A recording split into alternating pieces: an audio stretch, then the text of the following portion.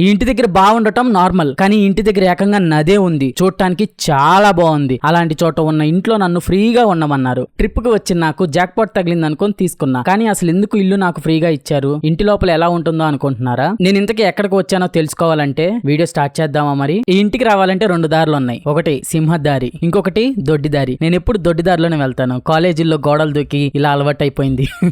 ఇది మన ఇల్లు. దీని ఎదురుగా నది ఉంటుంది. బయట చూడటానికి ఇంత బాగుంది, లోపల ఎలా ఉంటుందో చూద్దామా? మొత్తం ఈ ఇంటికి 4 రూమ్లు ఉన్నాయి. కింద 2, పైన 1, వెనకమాల 1. నేను ఇందులో ఈ రూమ్ తీసుకున్నాను రివర్ వ్యూ కోసం. మెయిన్ గేట్ ఓపెన్ చేయగానే పంచ్ ఉంటుంది. ఈ పంచ్లో ఒక ఇన్వర్టర్ కూడా ఉంది. బెడ్రూమ్ లోకి వెళ్లాలంటే ఈ 2 కేజీల గడిని ఓపెన్ చేయాలి. లోపల ఒక బెడ్ ఉంది, ఈజీగా ఇద్దరు పడుకోవచ్చు. వాష్రూమ్ కూడా చాలా పెద్దది. నేను సీలింగ్ ఉంటుంది అనుకున్నా, కానీ అలా లేదు. సర్ప్రైజింగ్ గా చిన్నప్పుడు మా నాయనమ్మ వాళ్ళ ఇల్లు గుర్తొచ్చింది. అంత బాగుంది. ఇలాంటి ఇల్లు నాకు ఫ్రీగా ఎందుకు ఇచ్చారో తెలుసుకోవాలంటే నేను ఇక్కడికి ఎందుకు వచ్చానో తెలుసుకోవాలి. ఈ ఊరు కేరళలా ఉంటుందని చాలా మంది చెప్పారు. ఒకసారి చూసినట్టు ఉంటుంది, మీకు చూపించొచ్చని వచ్చాను.